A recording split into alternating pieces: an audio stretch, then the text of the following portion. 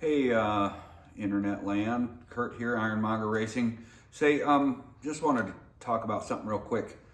Right now, this time of year, you see a lot of cars being sold. A lot of guys looking to do something different, so they're putting their car up for sale. Their race cars. So I'm talking about race cars. I'm talking about grocery getters.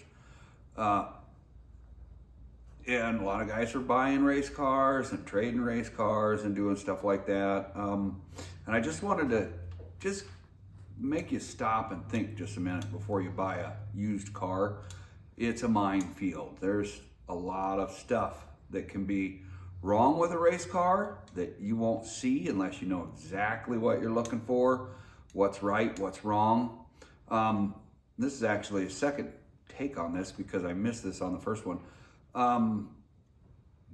Let's talk about a chromoly car. You know, you can look at a chromoly car and everything looks perfect.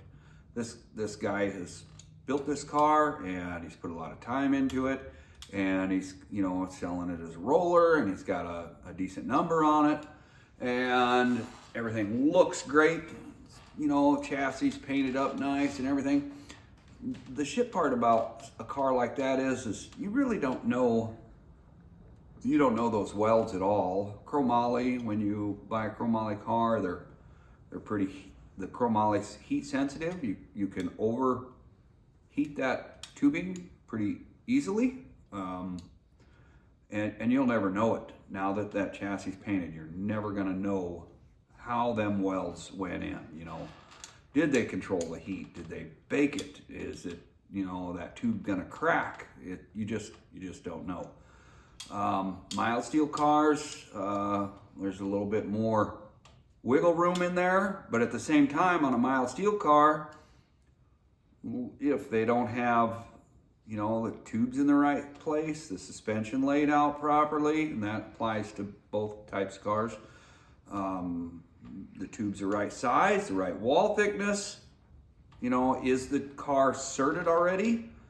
And I don't even know if that means anything, because I watched a chassis inspector, nobody around here. The guy backed his car out of the trailer. He was winching it out of the trailer. The chassis inspector says, "Yep, that's good." Hands him the sticker. He didn't even put it on himself. He handed it to the guy to put on.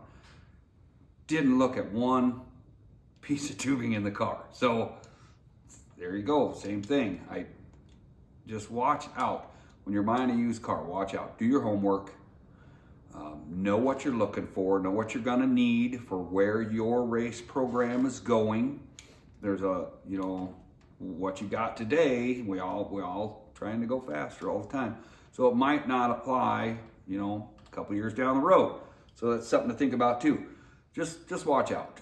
Do your homework on what a chassis needs to be for your program, what you're trying to do, how much power you're trying to make, et cetera. Type of suspension, you know, all of this stuff. You know, there's a lot of different details in a car, and some of them are not that hard to change, and some of them are. It's like a complete redo. It's like scrap it and start over, damn near. You know, I mean, there's some that are kind of bad. So I just want to just make you stop and think for a second and really look at that car. You know, I look at a lot of used cars on online, different places, and I have never bought one, because just about every one I see something I don't like.